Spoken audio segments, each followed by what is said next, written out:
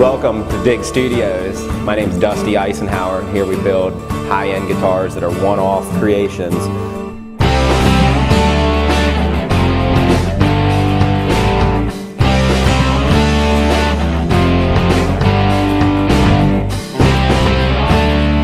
When I was young, I got into woodworking when I was about 18. I didn't really do a lot of woodworking in school, in high school.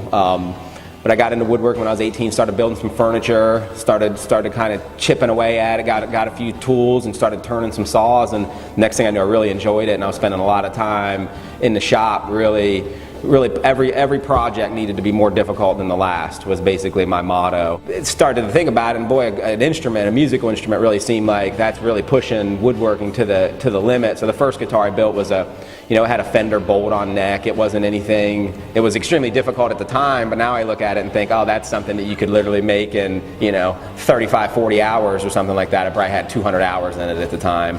But what I realized was I'd built a lot of furniture, built my home, built a lot of different stuff, but with a table, it's always a table, and you can't pick a table up and take it and show it to somebody. You can't pick a table up and start playing it. You can't hand it to your friend and have them play a song on it, and that's where a guitar really found a place in my heart. It's an heirloom piece. It's something that many people can play from generation to generation. These are built to stand the test of time, and so as they go, all these guitars will be my son's someday, and he'll hand them down to his children, and you can just imagine that long after I'm gone, there will be some pieces of woodworking out there still making music and playing songs, and that's something to look forward to, because you're going to die. There's no way around that. But a lot of things come and go. But guitars are a much different animal, and to know that you can put it in a lot of different people's hands and they're gonna make it sing is a good feeling.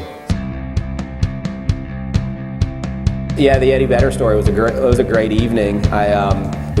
We finished up work, and I worked a pretty late day. I didn't get home until about 9 o'clock that night, and my dad calls me, just out of the blue. It's 10:30. He calls me and he says, "Dust, you ain't gonna believe who I'm sitting next to." And I hear him say, "What band are you from?" And he says, "Pearl Jam." And I can't believe it. It's Eddie Vedder, Dad. And he's like, "Yeah, that's what he said, Eddie Vedder." My dad didn't even know who he was. Didn't have an inkling whatsoever of who he was. And so I talked to Eddie on the phone for about 20 minutes, and he basically was like giving me the directions that a young guy needed in his life, is to say, "Hey, make a guitar for me, make a guitar for Bruno Mars, take him to this guy Mark down in Georgia, outside of Atlanta." And he said, I'll get it in Bruno's hands. He said, "I'd love to have one myself." And he gave me the address and told me what to do, and I delivered them 30 days later. I made 2 guitars. Each one was solid 150 to 200 hours, and really just cranked them out in a 30-day span. I delivered them on the 30th day. They called me and said, "Hey, we've got it set up. We're going to get Bruno his guitar the day of the Super Bowl." So, right before he played the halftime show for this last Super Bowl there in February, Luis Guzman, a good friend of his, who's a friend of Eddie Vedder's, met up with him. They were hanging out before the halftime show, and Luis gave it to Bruno, and he was pretty pumped up about it, as was I.